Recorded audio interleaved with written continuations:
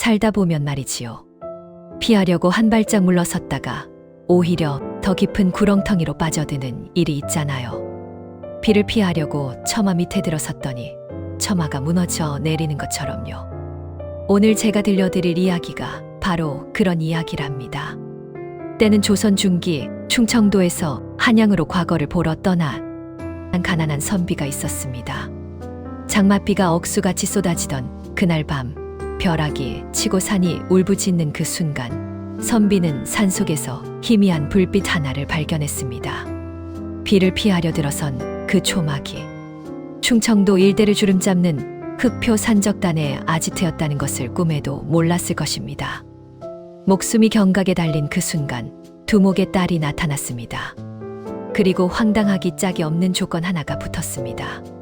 죽기 싫으면 내 딸과 혼인하라. 자, 이 가난한 선비 과연 살아남을 수 있을까요? 그리고 산적 소굴에서 어떤 기이한 인연이 기다리고 있을까요? 구독, 좋아요 부탁드립니다. 때는 조선 중기 숲종 임금 치세의 어느 여름이었습니다. 충청도 남쪽 끝자락 초가삼간이라 부르기도 민망한 허름한 집 한 채가 있었지요. 담장은 무너진 지 오래되어 돌이 덩그러니 쌓여 있고 마당에는 자풀이 허리춤까지 자라 있었습니다. 봄이 되면 이 집 주인 노릇을 하는 건 사람이 아니라 개구리라 해도 과언이 아닐 정도였으니까요. 그 허름한 집에 호러미를 모시고 사는 총각 선비 하나가 있었습니다. 이름은 이몽룡, 나이는 29이었습니다. 얼굴은 반반하게 생겼고 눈빛만은 반짝반짝 총기가 흘러넘쳤지만 살림살이는 말하기가 민망할 정도였습니다. 몽룡아, 이번엔 제발 꼭 붙어야 한다. 떠나는 날 아침 어머니가 몽룡의 손을 꼭 잡았습니다. 손에는 주름이 자글자글했고 눈가엔 이미 눈물이 고여 있었지요. 어머니, 걱정 마시옵소서. 이번엔 소자가 기필코 급제하여 돌아올 것이옵니다. 몽룡이 씩씩하게 말했지만 솔직히 말씀드리면요. 이번이 3번째 도전이었습니다. 2번이나 낙방을 거듭한 선비, 짐은 달랑책 보따리 하나에 노잣돈은 동전 몇 잎이 전부였지요. 어머니가 마지막으로 쌈짓돈을 털어 넣어주었습니다. 그 돈을 받아들고 몽룡은 돌아서며 눈을 질끈 감았습니다. 어머니 손이 떨리는 걸 느꼈거든요. 아들 걱정에 밤잠을 제대로 못 주무신 게 분명했습니다. 다녀오겠습니다, 어머니.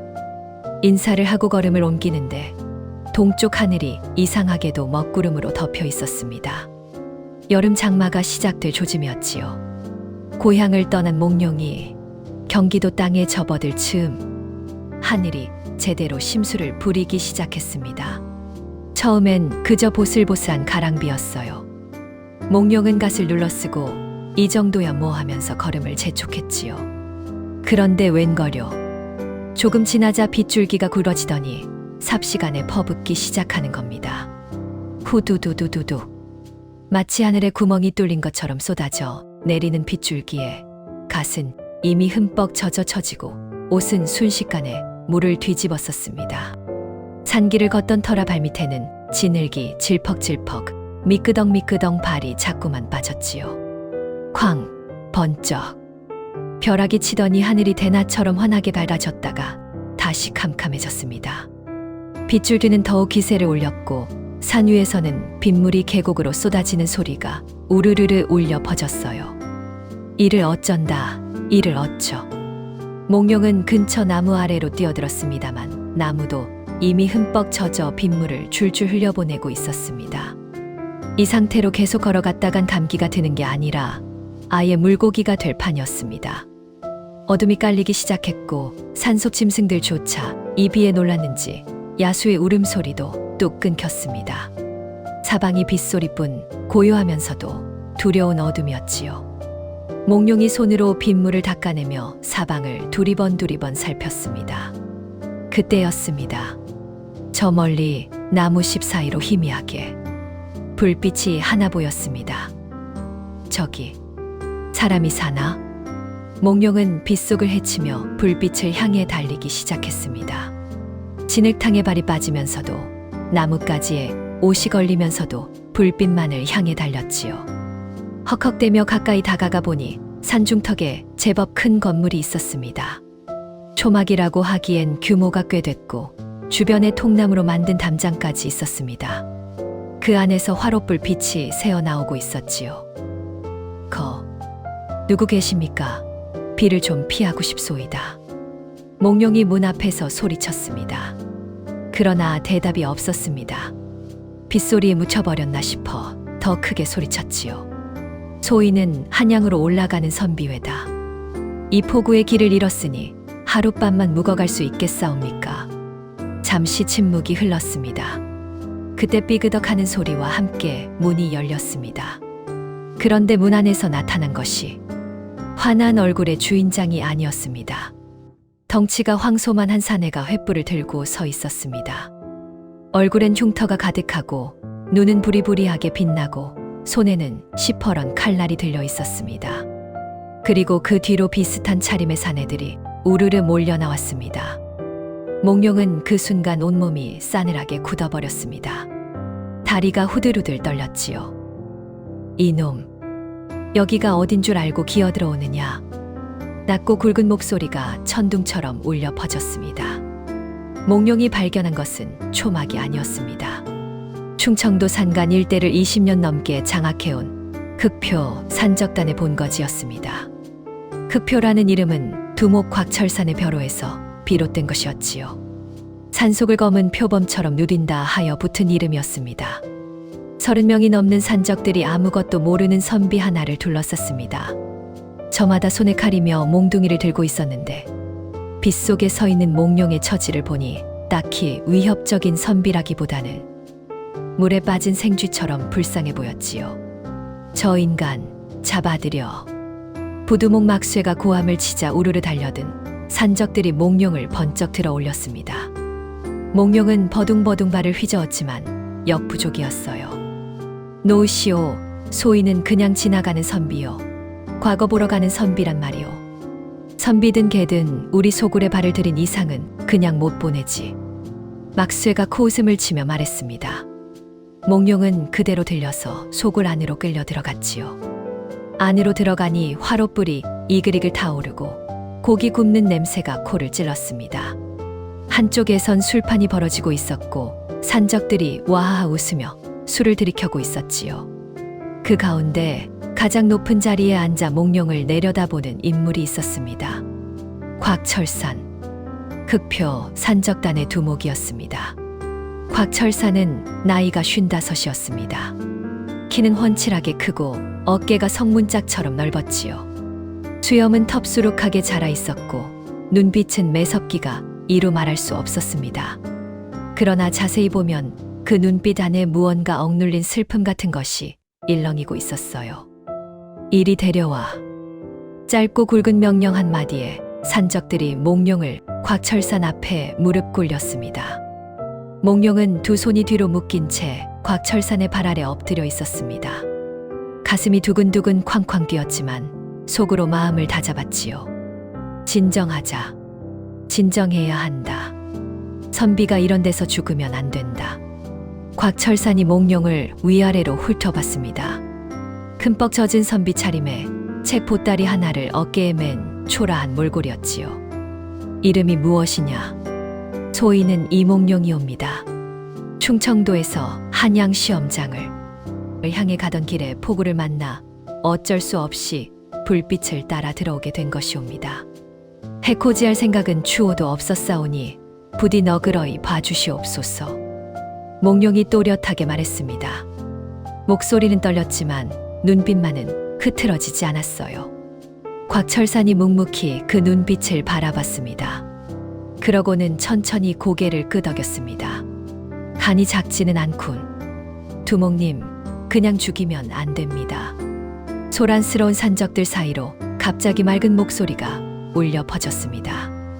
모두가 동시에 돌아봤지요. 문가에 한 처녀가 서 있었습니다. 나이는 22 남짓, 산적 소굴에 어울리지 않게 수수하고 단아한 차림이었습니다. 빗속에 잠깐 나왔다 들어왔는지 머리카락이 살짝 젖어 있었고 눈은 크고 맑았으며 이목구비가 뚜렷하게 고왔습니다. 고운 외모 속에 단호함이 섞여 있어 범상치 않은 기운이 풍겼지요. 곽소월, 두목 곽철산의 외동딸이었습니다. 소월아, 넌 들어가 있어라. 곽철산이 낮게 말했지만 소월은 물러서지 않았습니다. 사뿐사뿐 걸어 나와 무릎 꿇린 몽룡 앞에 섰지요. 소월이 천천히 몽룡의 얼굴을 내려다봤습니다. 몽룡도 무릎 꿇린 자리에서 눈을 들어 소월을 바라봤지요. 두 사람의 시선이 딱 마주쳤습니다. 소월의 눈이 잠깐 반짝였습니다. 몽룡의 눈빛에서 두려움이 아닌 맑은 총기를 느꼈기 때문이었지요. 아버지, 이선비님 눈빛이 남다릅니다. 그냥 해치시면 안 됩니다. 쓸데없는 소리, 우리 소굴을 봤으면 살려보낼 수가 없다. 그러면 소굴에 데려두면 되지 않습니까? 소월이 눈을 반짝이며 말했습니다. 그 말에 산적들이 웅성웅성했지요. 곽철산도 잠시 입을 다물었습니다. 이틀이 지났습니다. 몽룡은 소굴 한쪽 구석방에 갇혀 있었습니다. 손발이 묶이지는 않았지만 문 밖엔 항상 산적 2명이 지키고 있었지요. 음식은 하루 2끼 꼬박 들어왔는데 생각보다 먹을 만했습니다. 아니, 솔직히 충청도 집에서 먹던 것보다 훨씬 나았다고 해야 할까요? 호러미와 둘이 나눠 먹던 보리밥보다야 산적 밥상이 더 풍성했으니 웃픈 현실이었습니다. 허허, 내가 이게 무슨 꼴인가? 몽룡은 벽에 등을 기대고 천장을 멀거니 바라봤습니다.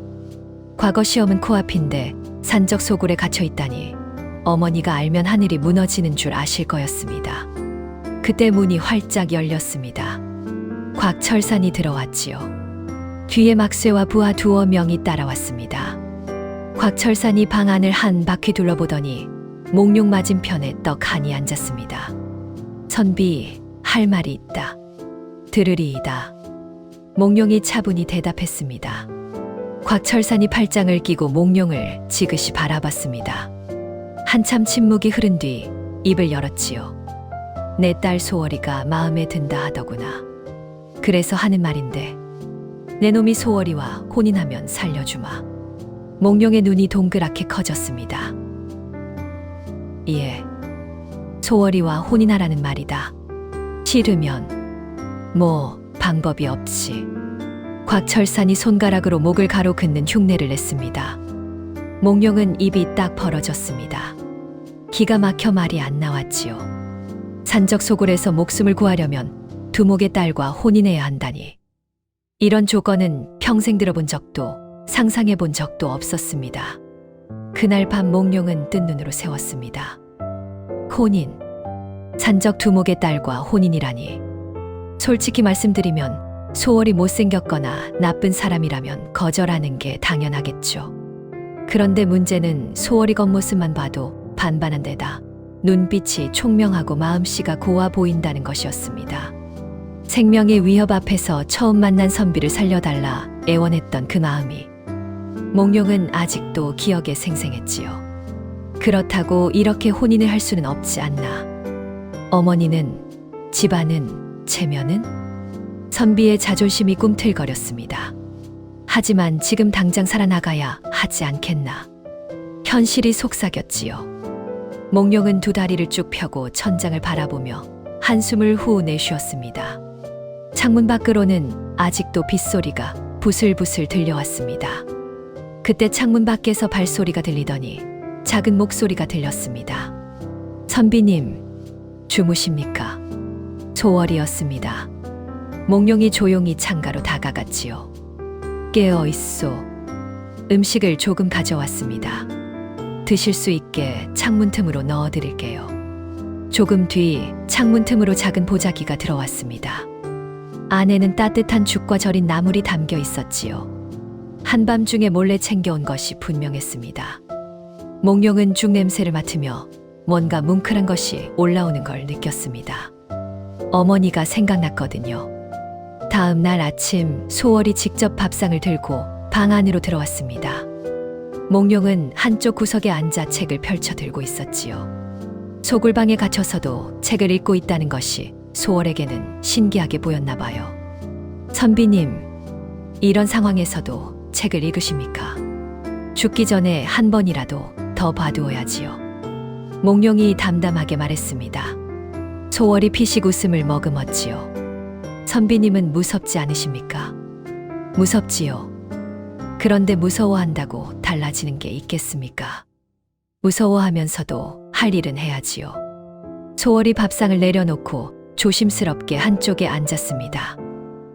어제 아버지 말씀 들으셨지요? 저도 처음엔 몰랐습니다. 아버지가 그런 말씀을 하실 줄은 꿈에도. 소월의 뺨이 발그레해졌습니다. 황당하셨죠. 살면서 처음 들어보는 조건이기는 합니다. 몽룡이 멋쩍게 웃었습니다. 소월도 따라 웃었지요. 그 웃음이 어딘가 따뜻했습니다. 소전은 이런 삶이 좋으십니까? 몽룡이 조심스럽게 물었습니다. 소월의 눈빛이 살짝 흔들렸지요. 좋고 나쁘고를 떠나서 이게 제 삶이었으니까요. 짧지만 많은 것을 담은 대답이었습니다. 사흘이 지나고 닷새가 지났습니다. 폭우가 멎지 않으면서 몽룡은 소굴에서 지내는 날이 길어졌습니다. 산적들도 처음엔 경계했지만 날이 갈수록 몽룡을 별로 위험한 인물로 보지 않게 됐지요. 말랐고 힘도 없어 보이고 하루 종일 책이나 읽고 있는 선비가 위험해 배야 얼마나 위험하겠습니까? 부두목 막쇠가 어느 날 몽룡방으로 슬금슬금 들어왔습니다. 이보시오, 선비 양반. 무슨 일이요? 아이고, 저도 글을 좀 배울 수 있을까 해서요. 제 이름 석자 정도는 쓸 수 있어야 할 것 같아서. 덩치가 황소만한 사내가 두 손을 비비며 쭈뼛쭈뼛 서 있는 모습에 몽룡은 저도 모르게 웃음이 터졌습니다. 앉으시오. 가르쳐 드리리다. 그렇게 몽룡은 막쇠에게 글을 가르치기 시작했습니다. 막쇠의 이름 석자를 쓰는 것부터 시작했는데 이게 이틀이 걸렸지요. 막쇠 손은 워낙 굵고 커서 붓을 잡는 것 자체가 대형 사고였습니다. 먹물이 튀고 글씨는 뭉개지고, 그러나 막쇠의 눈빛만은 아이처럼 반짝반짝 빛났습니다. 그 모습을 문가에서 보던 소월이 살며시 미소를 지었습니다. 열흘이 지난 어느 저녁이었습니다. 곽철산이 몽룡의 방을 찾아왔습니다. 손에는 술병이 들려 있었지요. 한잔 하겠나? 뜬금없는 말이었지만 몽룡은 거절하지 않았습니다. 술잔을 받아 들고 조용히 앉았지요. 곽철산이 한 잔, 두 잔 묵묵히 마시더니 불현듯 입을 열었습니다. 그를 아느냐? 과거를 준비하는 사람이 오니 조금은 알지요. 그러면 이것 좀 봐주겠나? 곽철산이 소매 속에서 낡고 구겨진 종이 한 장을 꺼냈습니다. 몽룡이 받아서 펼쳐보니 관문서 같은 것이었습니다. 한자가 빽빽하게 적혀 있었고 군데군데 붉은 관인이 찍혀 있었지요. 몽룡이 천천히 읽어 내려갔습니다. 눈이 점점 좁혀졌습니다. 내용인즉슨 이 문서는 20년 전 어느 관아에서 발급한 죄명 고지서였습니다. 그 죄명이 기가 막혔지요.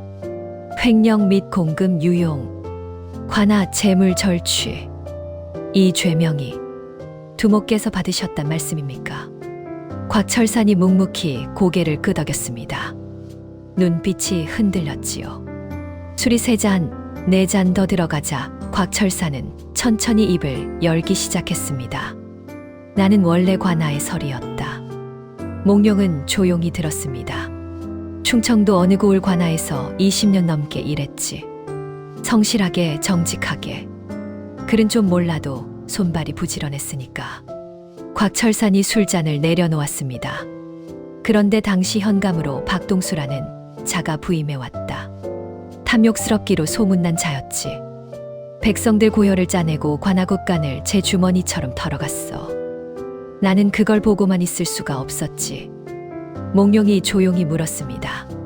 고발하셨습니까? 했지. 그게 내 잘못이었어. 곽철산이 쓴 웃음을 지었습니다. 박동수 그놈이 오히려 나를 역으로 고발했다. 관아 공금을 횡령했다고. 미리 증거를 조작해 놓고서는 나는 재판도 제대로 받지 못한 채 모든 것을 빼앗겼지. 재산, 집, 명예, 그리고 아내까지. 곽철산의 목소리가 잠깐 갈라졌습니다. 아내는 그 충격으로 한 달 만에 세상을 떴다. 소월이는 그때 2살이었어. 방 안에 잠시 무거운 침묵이 흘렀습니다. 빗소리만 창문을 두드렸지요. 몽룡은 그 낡은 문서를 다시 한번 바라봤습니다. 손이 서서히 쥐어졌습니다. 그날 밤 몽룡은 또 뜬 눈으로 세웠습니다. 그런데 이번엔 다른 생각 때문이었습니다. 억울한 누명, 탐과 놀이의 농간, 가족을 잃은 한 사내가 산적이 될 수밖에 없었던 이유. 이것은 단순한 산적의 이야기가 아니다. 몽룡은 가만히 앉아 두 손을 모았습니다. 선비로서, 그를 아는 자로서 이 억울한 사연을 그냥 흘려들어서는 안 된다는 생각이 들었지요. 그리고 박동수라는 현감. 그 자가 아직도 현감 자리를 차지하고 있다면 지금 이 순간에도 백성들을 쥐어짜고 있을 것이 분명했습니다. 내가 할 수 있는 일이 있다. 몽룡은 책 보따리를 열었습니다. 종이와 붓이 들어 있었지요. 과거 시험 준비를 위해 챙겨온 것이었습니다. 벼루에 물을 붓고 먹을 갈기 시작했습니다. 스르르 스르르 먹하는 소리가 고요한 밤에 울려 퍼졌지요. 박동수의 비리를 낱낱이 정리하자. 곽철산이 억울하게 쫓겨난 근거를 기록하자. 이것이 나중에 쓸모 있을 수도 있다. 물론 지금 당장 어떻게 할 방법은 없었습니다. 속을 안에 갇혀 있으니까요. 그러나 준비는 할 수 있었습니다. 그것이 선비가 할 수 있는 일이었지요. 새벽이 되도록 몽룡은 붓을 놓지 않았습니다. 10사흘째 되던 날이었습니다. 소월이 마당 한편에서 약초를 손질하고 있었습니다. 몽룡이 바깥바람을 쐬러 나왔다가 그 모습을 봤지요. 속을 안에서도 밖을 마음대로 돌아다닐 수 있게 된 것은 며칠 전부터였습니다. 어차피 산중턱이라 도망을 가려 해도 갈 데가 없었으니까요. 저것이 무슨 약초요? 몽룡이 다가가 물었습니다. 소월이 올려다보며 대답했지요. 인동초입니다. 열 내리는 데 씁니다. 막쇠 아저씨가 요즘 몸살 기운이 있거든요. 소저가 약을 직접 다루시오? 어릴 때부터요. 아버지가 저 공부시키느라 책도 구해주시고 약초 다루는 법도 어느 의원께 부탁해서 배우게 해주셨습니다. 몽룡이 조용히 앉아 소월이 약초 손질하는 것을 바라봤습니다. 산적 두목의 딸이라고는 믿기 어려울 정도로 섬세하고 차분한 손놀림이었지요. 두목께서 소저를 많이 아끼시는군요. 당연하지요. 세상에 하나뿐인 자식인걸요. 소월이 빙긋 웃었습니다. 그런데 선비님은요? 부모님은 계십니까? 호러미가 한 분 계십니다. 고향에서 저 기다리고 계시겠지요. 얼마나 걱정하고 계실지. 몽룡의 얼굴에 그늘이 살짝 드리웠습니다. 소월이 그 표정을 조용히 바라봤지요. 두 사람 사이에 말은 없었지만 뭔가 통하는 것이 있었습니다. 다음 날 그를 배우러 온 막쇠가 붓을 쥐고 낑낑대다가 갑자기 심각한 얼굴로 몽룡에게 물었습니다. 선비 양반, 솔직히 말해줘요. 우리가 나쁜 놈들이요? 뜬금없는 질문에 몽룡이 붓을 내려놓았습니다. 그건 왜 묻소? 그냥요. 어릴 때 저도 이런 삶 살고 싶지 않았거든요. 농사 지으며 살고 싶었어요. 근데 가뭄에 세금까지 왕창 올라가니까 먹고 살 수가 없어서 두목님 따라다니게 된 것이요. 막쇠가 큰 손으로 뒷머리를 긁적였습니다. 그래도 우리 두목님은 다른 산적들하고 달라요. 힘없는 백성들 것은 절대 안 뺐거든요. 부잣집이나 관아것만 뺐고 배고픈 사람들한테는 나눠주기도 했어요. 그래서 따라다니는 것이기도 하고. 몽룡이 조용히 그 말을 들었습니다. 막쇠의 눈에 복잡한 감정이 담겨 있었지요. 막쇠 씨는 나쁜 사람이 아니요. 몽룡이 말했습니다. 나쁜 세상이 사람을 이렇게 만든 것이지요. 그 차이는 분명히 있소. 막쇠가 눈을 끔뻑이더니 코를 훌쩍였습니다. 어째 선비 양반이 절 위로해 주는 것 같아서 묘하네요. 보름째 되던 날 이른 아침이었습니다. 몽룡이 방 안에서 상소문을 다듬고 있을 때 밖에서 갑자기 소란이 일었습니다. 관군이다. 관군이 온다. 산적들이 사방으로 뛰어다니는 발소리가 들렸지요. 곽철산의 굵은 목소리가 들렸습니다. 침착하게, 당황하지 마라. 몽룡이 창문 틈으로 밖을 내다봤습니다. 소굴 아래 산길에서 횃불들이 줄지어 올라오고 있었습니다. 군사들이 소굴을 에워싸고 있었지요. 그런데 이상했습니다. 관군이라면 깃발을 들고 소리를 지르며 쳐들어와야 할 텐데 너무 조용했습니다. 슬금슬금 포위만 하고 있었지요. 막쇠가 헐레벌떡 달려와 문을 두드렸습니다. 선비 양반, 나와봐요. 큰일 났어요. 몽룡이 밖으로 나오자 곽철산이 굳은 표정으로 서 있었습니다. 이상하다. 저게 관군 토벌대가 아니야. 진짜 토벌대라면 벌써 쳐들어왔을 텐데 포위만 하고 있어. 무언가를 기다리는 것 같습니다. 몽룡이 조용히 말했습니다. 그렇다면 무엇을 기다리는 것일까요? 동이틀 무렵 관군 사이에서 가마 하나가 나타났습니다. 가마에서 내린 인물은 50대 초반의 뚱뚱한 사내였습니다. 관복을 입고 있었지만 어딘지 해쓱하고 탐욕스러운 눈빛을 감추지 못했지요. 부채를 손에 들고 부하들을 거느린 채 소굴 앞에 섰습니다. 흑표 두목 곽철산, 관군에게 포위됐다. 순순히 나와 투항하면 목숨만은 살려주마. 큰 소리로 외쳤지만 목소리는 약간 떨렸습니다. 곽철산이 소굴 담장 위로 올라서서 그 사내를 내려다봤습니다. 그러더니 낮은 목소리로 내뱉었지요. 박동수. 몽룡이 그 이름을 듣는 순간 등 뒤가 서늘해졌습니다. 박동수. 곽철산의 삶을 망가뜨린 그 탐관오리였습니다.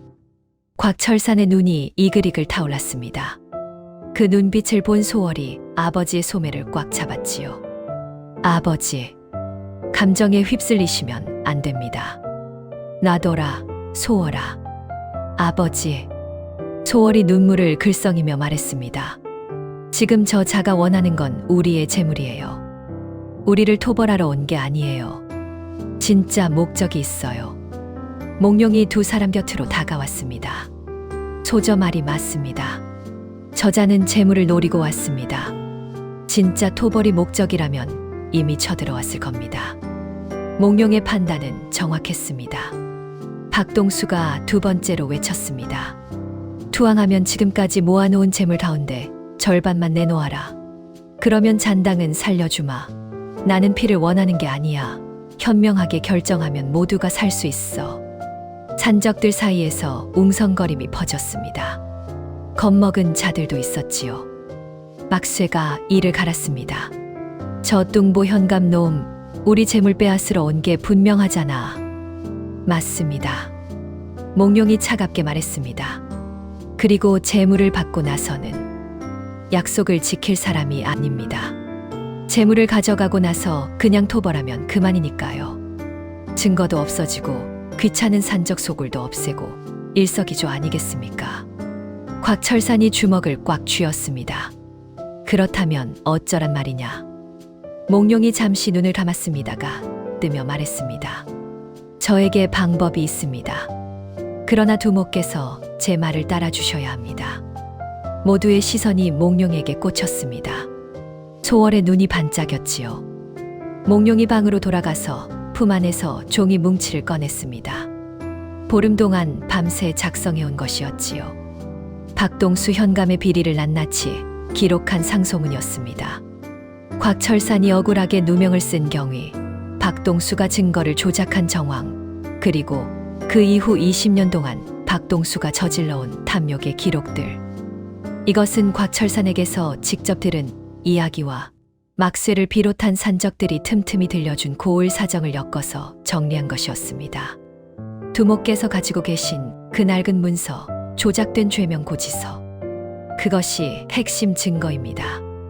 몽룡이 말했습니다. 하지만 그것만으로는 부족합니다. 증인이 필요합니다.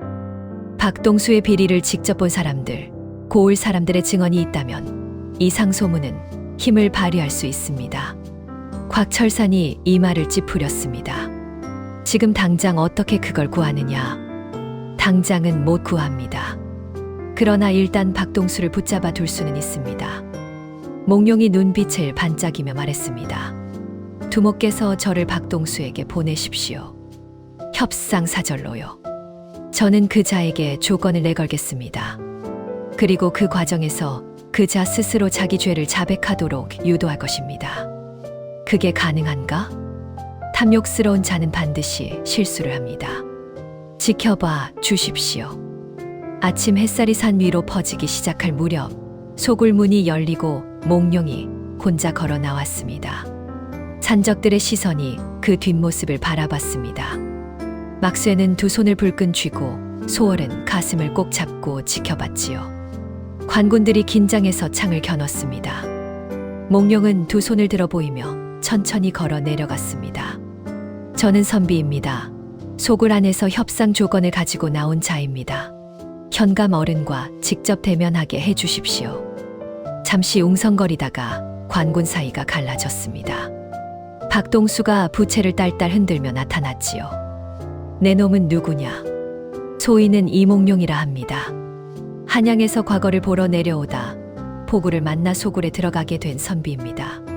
산적들이 소인을 볼모로 잡고 있는데 현감 어른께서 소인을 무사히 돌려보내 주신다면 소굴 안의 재물 위치를 알려드리겠습니다. 박동수의 눈이 반짝 빛났습니다. 탐욕이 눈에 선명하게 드러났지요. 재물 위치를 알고 있단 말이냐? 보름 동안 소굴에 있었으니 눈에 보이지 않을 수 있겠사옵니까? 박동수가 씩 웃었습니다. 그 웃음이 몽룡은 섬뜩했지만 표정 하나 바꾸지 않았습니다. 박동수가 몽룡을 천막 안으로 데려갔습니다. 주위에 신복 두어 명만 두고 단독으로 이야기하겠다고 했지요. 재물 위치가 새어나가면 안 된다는 이유였습니다. 그 욕심이 결국 그 자를 외딴 공간으로 끌어들인 것이었지요. 자, 말해라. 재물이 어디 있느냐? 그 전에 한 가지 여쭤보겠습니다. 몽룡이 차분하게 말했습니다. 소인은 그 소굴에서 보름을 지내다 보니 두목으로부터 여러 가지 이야기를 들었습니다. 두목이 본래 관아 설이었다 하더군요. 그런데 억울하게 누명을 쓰고 쫓겨났다는데 현감 어른께서는 그것을 아시옵니까? 박동수의 눈이 잠깐 굳었습니다. 그러나 이내 코웃음을 쳤지요. 그놈이 그런 소리 하던가. 자기가 횡령을 해놓고 누명을 썼다니. 뻔뻔한 자야. 그렇습니까? 그런데 소인이 그 문서를 봤사옵니다. 죄명 고지서를요. 그 문서의 날짜와 서명이 조금 이상하더군요. 무엇이 이상하다는 거냐? 박동수가 눈을 가늘게 떴습니다. 문서에 현감 어른 서명이 있는 날짜가 사건이 발생했다는 날보다 사흘이나 앞섰습니다. 사건이 일어나기도 전에 죄명이 결정되어 있었다는 뜻이지요. 천막 안에 정적이 흘렀습니다. 박동수의 얼굴이 일순간 굳어졌습니다. 그리고 다음 순간 실수를 저질렀지요. 탐욕스럽고 교활한 자가 당황했을 때 하는 그 실수. 사람들이 어찌 알고 있는지 확인하려는 욕심의 말을 해버리는 것. 그건 행정착오였을 뿐이야. 문서 날짜가 잘못 기재된 것은 흔한 일이야. 몽룡이 내심손을 불끈 쥐었습니다. 그러나 얼굴에는 아무 표정도 내비치지 않았습니다. 아, 그렇군요. 현감 어른께서 그 문서의 날짜 오류를 알고 계셨군요. 그건 내가 그 문서를 검토했으니 당연히. 말을 하다가 박동수가 입을 다물었습니다. 이미 한 발 늦었지요. 문서를 검토했다는 것 자체가 그 문서의 존재를 알고 있다는 증거였습니다. 그리고 날짜 오류를 안다는 것은 문서 작성 과정에 관여했다는 것을 스스로 인정한 셈이었지요. 몽룡이 소매 안에서 붓과 종이를 꺼냈습니다. 소인이 기록해 두어도 되겠습니까? 나중에 상급 관아에 보고할 때 근거가 필요하니까요. 박동수가 갑자기 얼굴이 새파래졌습니다. 이놈이 현감 어른 소리치시면 관군들이 몰려올 것입니다. 그러면 지금 이 자리에서 나눈 대화가 모두에게 들릴 것이요. 그것을 원하십니까? 박동수는 얼굴이 붉었다 파랬다를 반복하며 부들부들 떨었습니다. 이 젊은 선비 하나에게 완전히 말려든 것이었지요. 재물 욕심에 눈이 멀어 단둘이 대화를 하자고 했던 게 스스로 반함정이 되어버렸습니다. 네, 내 놈, 뭘 원하는 거냐? 소인은 단순히 진실을 원합니다. 몽룡이 차분하게 말했습니다. 현감 어른께서 20년 전 억울하게 쫓아낸 설이 곽철산의 누명을 벗겨주십시오.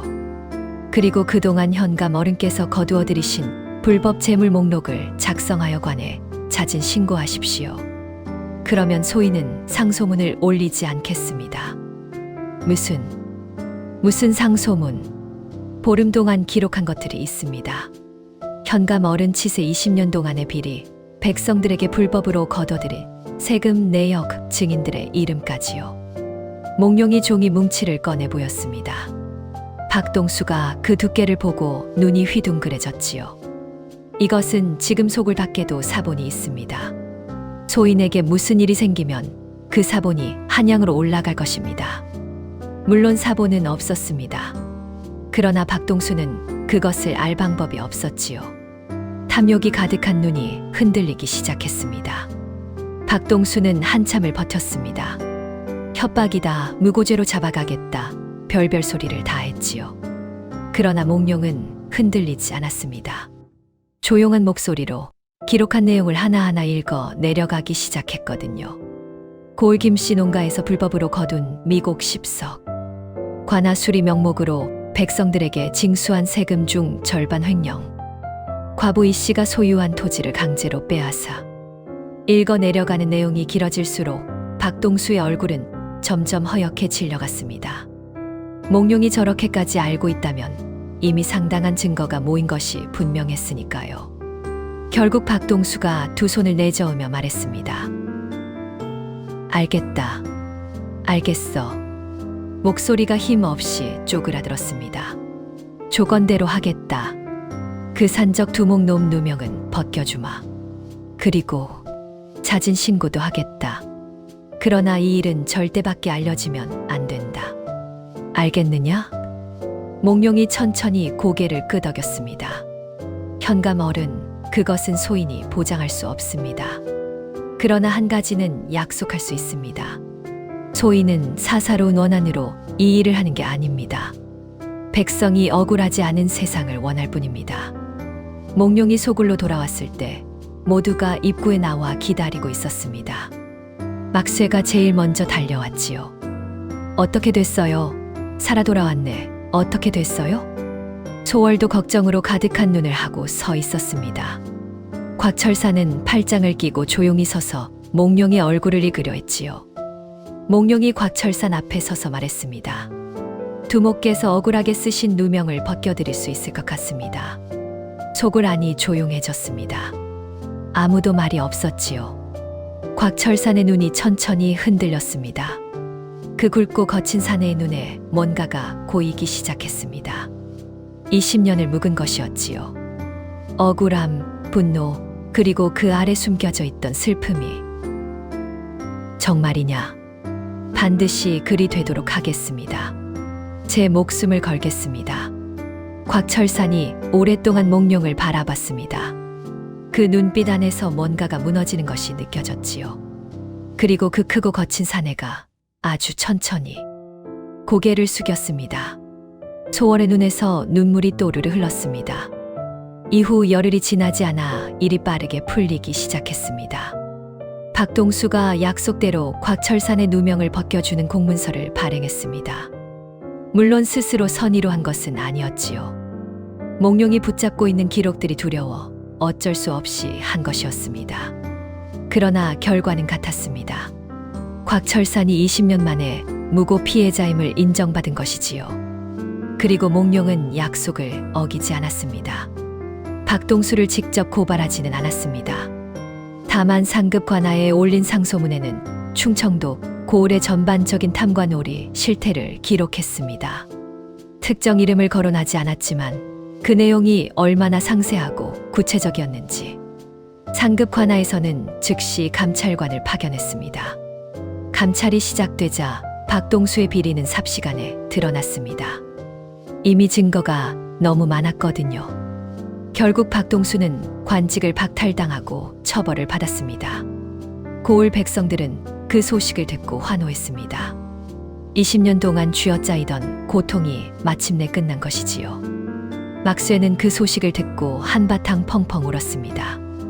덩치 큰 사내가 아이처럼 훌쩍였지요. 곽철산이 산적들을 마당에 모두 불러 모았습니다. 30명이 넘는 사내들이 옹기종기 모여 앉았지요. 어떤 자는 예상이 됐는지 이미 눈이 벌겠고 어떤 자는 무슨 말을 할지 몰라 두리번거렸습니다. 곽철산이 앞에 서서 천천히 말했습니다. 우리가 이 산에 들어온 건 세상이 우릴 내쫓았기 때문이었다. 억울한 자들이, 배고픈 자들이, 갈 데 없는 자들이 모인 것이 우리였지. 사내들이 조용히 고개를 끄덕였지요. 그러나 이제 내 억울함이 풀렸다. 더 이상 이 산에 있을 이유가 없다. 웅성거림이 이렇습니다. 너희들 갈 수 있는 곳으로 가거라.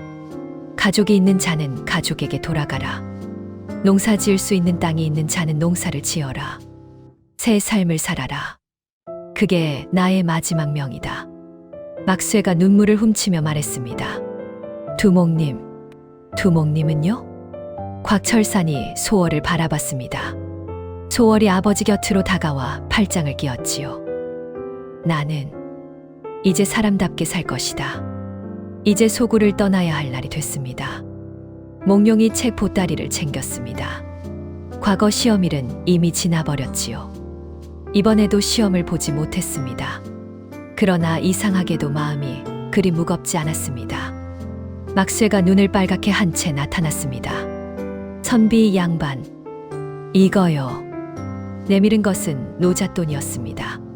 제법 두둑한 돈 주머니였지요. 이건 받을 수 없소. 받아요. 소굴에서 모은 거지만 정직하게 모은 거요. 배고픈 백성들 것은 한 푼도 없소. 그리고 제 이름 석자 가르쳐 주신 거 고마웠어요. 몽룡이 막쇠의 두 손을 잡았습니다. 막쇠의 손은 여전히 크고 거칠었지요. 잘 살아요, 막쇠 씨. 농사 짓고 살면 잘 되실 거요. 곽철산이 담담한 얼굴로 앞으로 나왔습니다. 신세 많이 졌다. 소인도 신세 많이 졌습니다. 두목 덕분에 살았습니다. 두 사람이 마주보며 고개를 숙였습니다. 그리고 소월이 나왔습니다. 손에 작은 보따리를 들고 있었지요. 길에서 먹을 음식이었습니다. 선비님, 무사히 가십시오. 소월의 목소리가 살짝 떨렸습니다. 몽룡이 그 눈을 바라봤습니다. 말이 하고 싶은 것이 많았지만 선비의 예로 그저 고개를 깊이 숙였지요. 소저도 편히 사시오. 그로부터 2해가 지났습니다. 이몽룡은 고향으로 돌아가 어머니 품에 안겼습니다. 어머니는 아들 얼굴을 보자마자 이놈아 소리부터 질렀습니다. 걱정이 쌓여서 화로 변한 것이었지요. 그러고 나서 한참을 우셨습니다. 어디서 어떻게 지냈냐? 이놈아, 이 어미가 얼마나 가슴을 쥐어뜯었는지 알기나 하느냐? 죄송합니다, 어머니. 몽룡이 어머니 손을 꼭 잡았습니다. 그리고 이듬해 가을 몽룡은 과거에 응시했습니다. 이번엔 달랐지요. 보름 동안 산적 소굴에서 탐관오리와 싸우고 억울한 자의한을 풀어준 경험이 몽룡의 글에 살아 숨쉬었습니다. 사람의 이야기를 담은 글은 시관들의 눈길을 사로잡았지요. 급제였습니다. 이몽룡이 드디어 급제했습니다. 한양집 앞으로 방방 뛰어온 어머니는 그날 온 동네방네 떡을 돌렸습니다. 몽룡이 벼슬길에 오르고 몇 달 뒤 충청도 고을을 순찰하는 직책을 맡게 됐습니다. 자신이 처음 포구를 만났던 그 산길 근처였지요. 그곳에서 몽룡은 한 여인을 다시 만났습니다. 작은 약방을 꾸리고 마을 사람들에게 약초를 나눠주며 살고 있는 여인이었습니다. 곽소월이었습니다. 소월은 아버지 곽철산과 함께 산을 내려와 작은 마을에 자리를 잡았습니다. 곽철산은 오랫동안 억누르고 살았던 한이 풀리자 오히려 조용한 사람이 됐습니다. 마을 어귀의 작은 텃밭을 일구고 날마다 흙냄새를 맡으며 소박하게 살았지요. 소월이 약방을 차리자 아버지는 묵묵히 그 일을 도왔습니다. 막쇠는 고향으로 돌아가 논두마지기를 사서 농사를 짓기 시작했습니다. 그를 배운 덕분에 마을에서 서당 심부름도 하며 제법 사람 대접을 받았지요. 그리고 이듬해 봄 마을 처녀와 혼례를 올렸습니다. 몽룡은 소월을 만난 자리에서 한참을 말없이 서 있었습니다. 소월도 몽룡을 보고 한참 서 있었지요. 2해가 지났지만 그 눈빛은 변함이 없었습니다. 맑고 깊고 따뜻한 잘 지내셨습니까? 예. 선비님도 잘 지내셨습니까? 급제했습니다. 소월의 얼굴에 환한 미소가 번졌습니다. 정말이에요. 잘 됐다. 정말 잘 됐습니다. 그 미소를 보는 순간 몽룡은 마음이 결정됐습니다.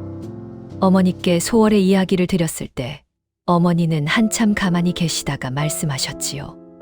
사람이 어디서 왔느냐가 아니라 어떤 사람이냐가 중요하다. 내가 그 처녀가 좋다면 어미도 좋다.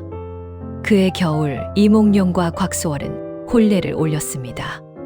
폭우를 피하려다 산적 소굴에 들어간 가난한 선비가 마침내 억울한 한 사내의 누명을 풀어주고 탐관오리를 무너뜨리고 그리고 생애 가장 아름다운 인연을 품에 안은 것입니다. 인생이란 것이 참 묘하지요. 비를 피하려던 그 발걸음이 결국 더 큰 길로 이어지는 법입니다. 폭우를 피하려다 산적 소굴에 끌려간 가난한 선비 이몽룡. 죽음의 문턱에서도 붓을 놓지 않았던 그 선비의 지혜가 결국 억울한 한을 풀고 탐관오리를 응징하고 아름다운 인연까지 맺게 했습니다. 어떠셨나요? 우리 인생도 이와 같지 않겠습니까? 때로는 예상치 못한 방향으로 발걸음이 꺾이지요. 비를 피하려다 더 깊은 곳에 발을 들이기도 하고요. 그러나 그 과정 속에서 의리와 지혜를 잃지 않는다면 반드시 살 길이 열리더라고요. 오늘 이 이야기가 여러분 마음속에 잠깐이라도 따스하게 남아있길 바랍니다. 이 채널이 마음에 드셨다면 아래 구독 버튼 한 번만 눌러주세요. 어렵지 않습니다. 빨간 버튼 하나면 됩니다. 그리고 좋아요 버튼도 꼭 눌러주시면 이 선비, 아니 저 같은 이야기꾼이 힘을 얻습니다. 댓글에 오늘 이야기 중 가장 기억에 남는 장면을 한마디만 남겨주시겠어요? 여러분의 이야기가 저한테는 가장 큰 보람이거든요. 다음 이야기도 이 자리에서 또 들려드리겠습니다. 그때까지 건강하시고 사랑하는 분들과 따뜻하게 지내시기 바랍니다. 안녕히 계십시오.